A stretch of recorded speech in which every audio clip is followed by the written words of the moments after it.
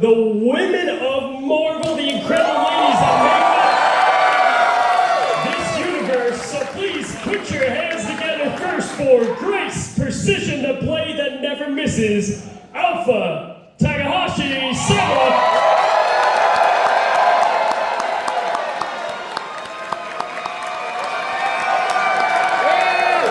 Next, we have the Warrior of Heaven, Divine Fury Motion, Brittany Cox as Angela.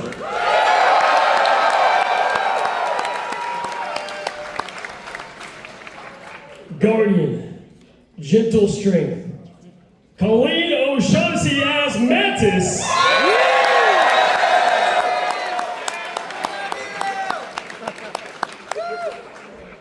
Ice Cold Confidence. Titan. The White Queen, give it up for Laura Post.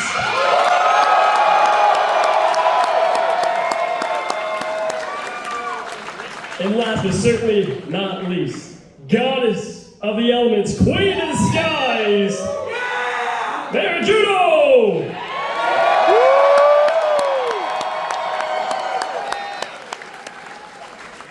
Well, y'all, it's amazing to have all of y'all here. I mean, how cool is this? So cool. So many people, we couldn't see how far back it went in the top. Wow, hi, shout out to the back. Thanks for coming out on a Wednesday. Crazy. Tuesday time. Oh, Tuesday, see, I don't even know. Oh, dear. Tuesday. Well, we have, I've been looking forward to this panel. I'm telling you, I've been so excited for this one. I guess let's first start with, this is for all of y'all. Listen, the women of Marvel, they're not one-note heroes, right? I mean, they're layered, they're flawed, strategic, powerful. How important is complexity when portraying, these female heroes in Marvel and giving these voices to life? Flawed? Who's flawed here? We are perfect. Maybe? Flawless. Perfect, I know. I'm nervous over here. I asked y'all the question,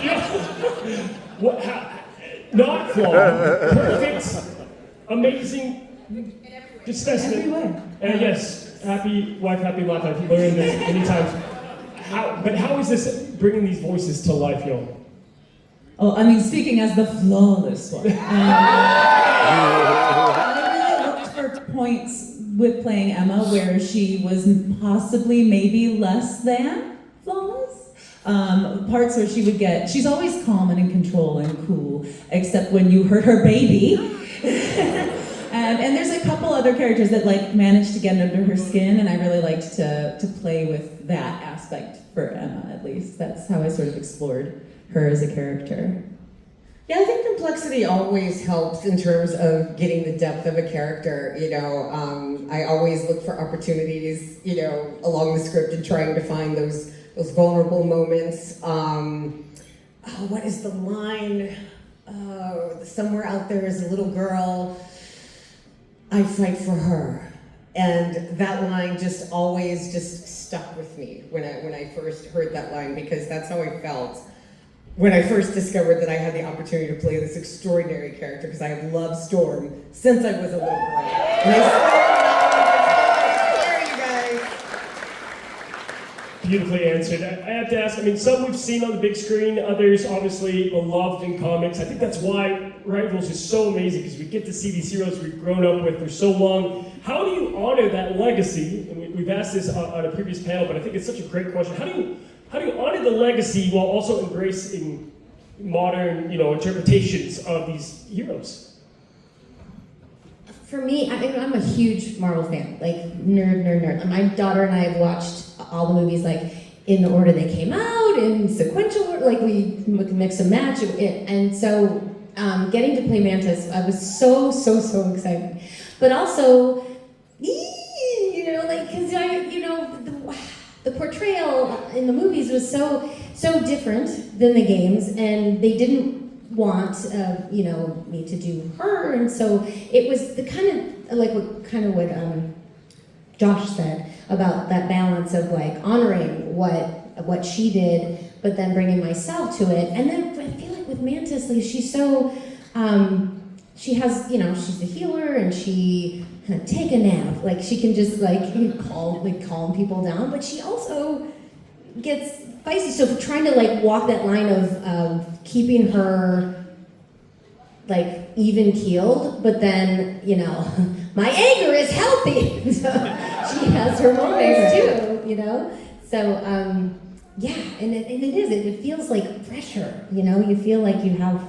We hope everybody likes it because these are such iconic characters and it's such an honor to get to play them. Like for me, I feel really lucky because I didn't know Angela before booking Angela. I remember seeing the sides and I was like, Thor's sister, cool. I know 10 women who will absolutely book this. We'll see what happens. But the great thing is when I got in the booth, we got to explore her not just as I'm intense, we got to explore more of her humanity and more of her snarkiness and her fun, which I think Thor has as well. And it was also fun hitting on all the ladies. That was fun. So I felt really lucky that I hadn't known the character beforehand. And I just got to basically do my interpretation of a Hemsworth Thor, and then we went from there. I'm also very thankful that this version of Psylocke, is based on Peach Momoko-san's comic version, and it's and shout out to Peach-san because if you saw her comic book from last week, my last name is in it. Sai got a last name in one of her universes. It's Takahashi. So that's a little crossover between Marvel Rivals and the comic books. So that was really nice of her to do. But anyways, because of that interpretation, it sits really close to who I am as a person. I am from Japan, and I grew up very traditionally. I understand Psylocke's values, and upholding that is such an honor for me.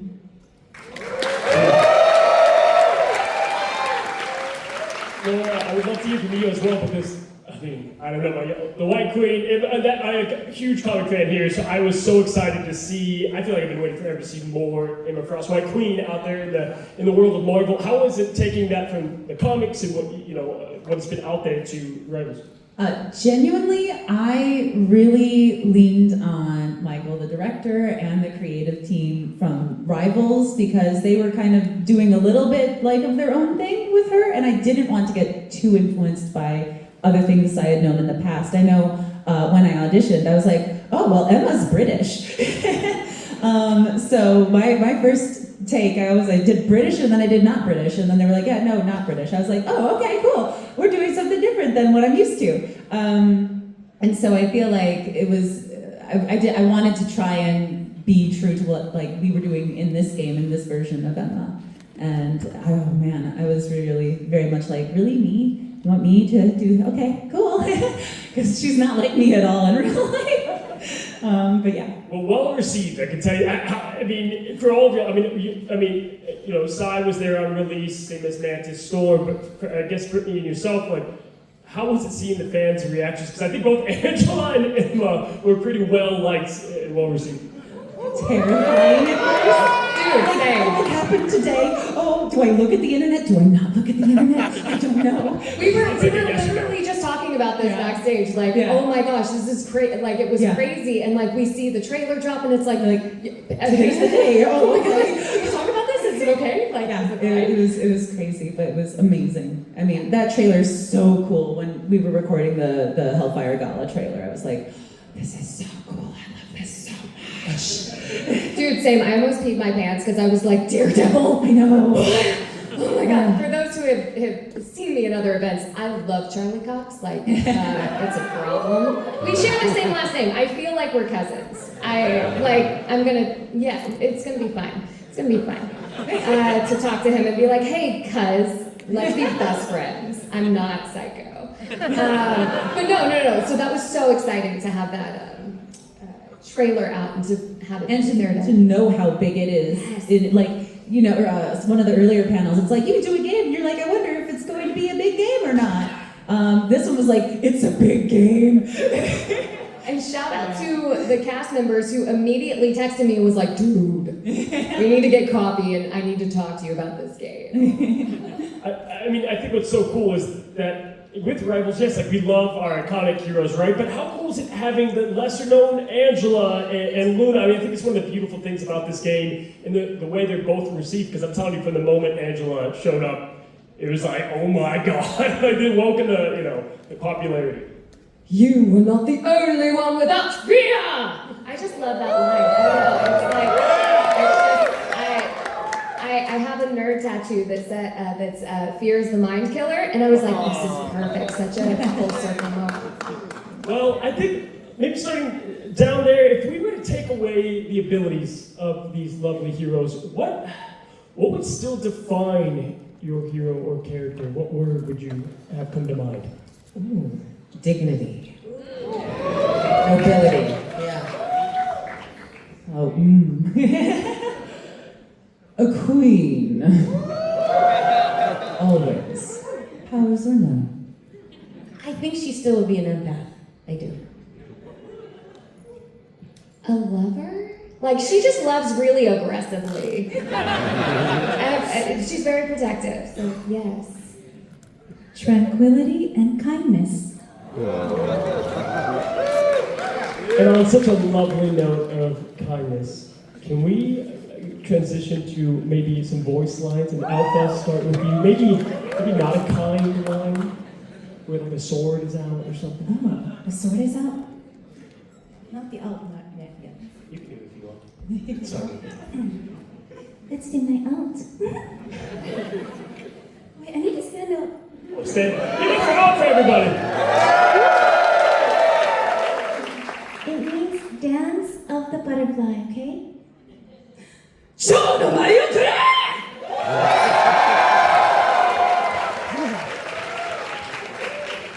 Amazing. Every time I hear it, I love it. Brittany? This one always makes me giggle. I laughed a lot in the booth given this one. Thoughts and prayers.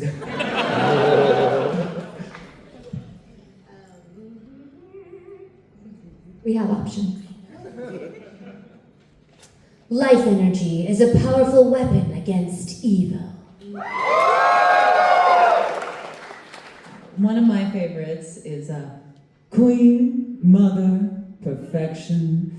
I answer to all three.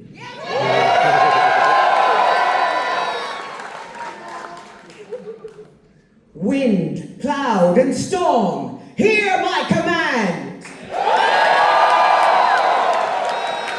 I was in the game just now. That was incredible. Thank you. Yes. Okay, so I have a couple questions individually. I'll go and start with you. For the voice of Psylocke, how do you best relate to the hero and really, being at the launch of the game, find what was going to be Psylocke in Marvel Rivals? YouTube? And when there are more than a dozen voice actors, brilliant voice actresses that have voiced Psylocke in previous games or animations and even movies, and I watched every single clip that I could find on the internet of them. And I think eventually what settled with me was going inside the booth. First day I went into the booth, I was so nervous. I think you can share this. I was so nervous. I didn't know what I was doing. I was like, oh my God, they're gonna fire me, they're gonna fire me, they're gonna fire me. But then, once I went in there, our voice director, Michael, thank you, Bright Skull, and our creative team from Marvel Games, they were so kind, and they were so assuring to let me find my own voice there. And I just felt comfortable speaking and trusting the words they'd written for Psylocke, and just reading them as I would. And I think it worked out. Did it work out? I hope it did. I made Psylocke for a while, so I always love sitting next to Alpha here. I mean, the very different voices between you two, soft-spoken, Brittany, not an adjective I would use for yourself. Not at all. I've got to ask, as Angela, who carries that royalty energy, how do you approach a character who fights with such a divine passion and presence, and how does Angela even come to life in that movie? Yeah, I think it helped because I went into the booth thinking, there's no way. But for me, I come from a very athletic background. I played soccer and I played other sports and I boxed for a while, and so like I can understand her passion and anger and frustration, and I just put it all into her. And she's also kind of snarky, which I am as a human, so that it all kind of worked out. But yeah, I mean, voicing Angela, I mean, Michael can attest to this. I was exhausted afterwards because she's just like always on. She never stops. And he was so sweet. He made me tea one day and he's like, you need this. You need this. That describes most games when I'm playing against Angela. I'm exhausted. I'm just like, this not what hell's happening to anyone. I mean, come on. No, it's true. People come up to me and they're like, oh my God, I love Angela so much. Or they're like, I hate hearing your voice because I know I'm about to die. So, she's great either way. Colleen, when it comes to Mantis, so gentle but powerful at the same time, is softness harder to perform than the aggression, especially for Mantis? I think it was such a unique hero. And then my side question is, you're such a big Marvel fan. I want to know your favorite hero. So bad with favorites. Like I can tell you, They're like favorite color's purple. I feel like, so you're in there and you've got all of your lines, and so they're really good about like saving the big stuff for the end. So that helps because to go from the soft, more tranquil stuff to something more powerful, it's kind of jarring, and it's hard to maintain the character when you're bigger, when it's a softer, quieter kind of feel to the character. That can be challenging, but I feel like we kind of did it in chunks. So when she was being more aggressive and more powerful or doing more of the fighting, she didn't really fight so much, right? But anything that was a little bit bigger, we would save to the end. So it was all in chunks, so it was a little bit easier to kind of stay in that mode, I guess. Favorite? Oh, it's so hard. Iron Man? Maybe. That was Wong Wong's as well. Huh? That was Wong Wong's favorite as well. Really? He's rich. But I like Cap too, and I love Thor and Rocket. I don't know. It's really hard. I love them all. Well, I kind of say to you as well, right? Like Emma is hyper aware of how she's perceived, and how do you perform a hero who's always controlling the narrative around herself? I mean, a lot they call her mother. I mean, what is this like?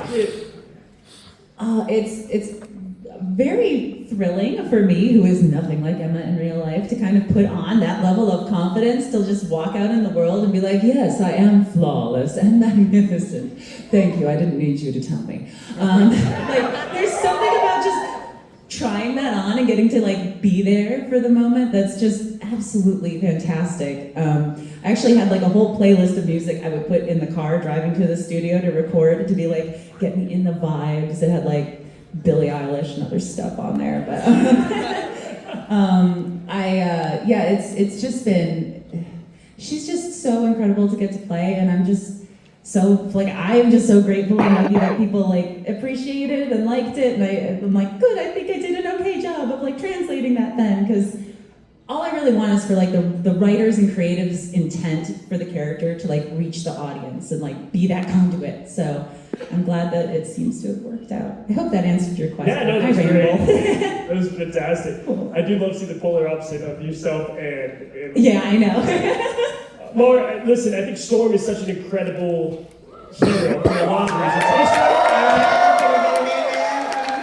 And obviously some iconic names have played said hero in the past, but I want to ask how you brought your spin to it, but also, talk about a hero that has such calm leadership, and then when she calls the lightning and the wind, walk me through voicing Storm and how that's been creating it as your own. Oh my God, like I said, I have wanted to voice Storm ever since I was a kid, and of course, Allison Seeley did a remarkable job. How I was going to top that, and then there was Halle Berry's version, which was not quite the version that I was hoping for, perhaps.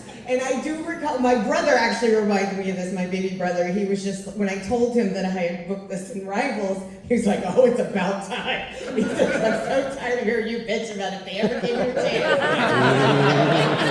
I was like, you're right, I do remember that because I just always wanted her to have, some power from the gut, the soul. But yeah, with the elegance, it's a hybrid of things, right? She's a goddess. She's a former princess. She's one of the most powerful mutants in the universe. And so, yeah, to bring that contained power, I try to channel all of my daily aggression. I watch a little bit of the news. Drove in LA traffic. That's right. I take a deep breath, and then I go into the booth, and then I try to, put on my queen suit, and somehow we make it happen. I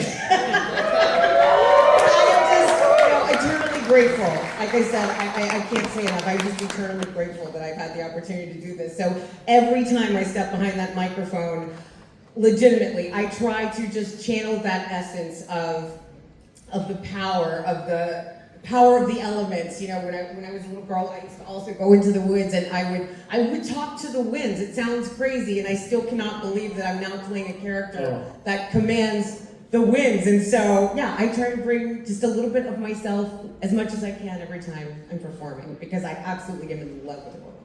Well, we can feel it. I can tell you, Omega Hurricane is Can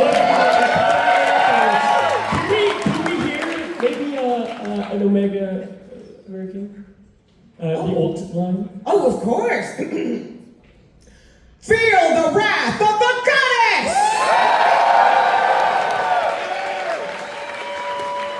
As we close, we'd love to hear either the alt or just a line. If you haven't seen the alt, we gotta hear the alt as well. Laura? Yeah, of course we gotta do the alt, right? Kneel, peasants!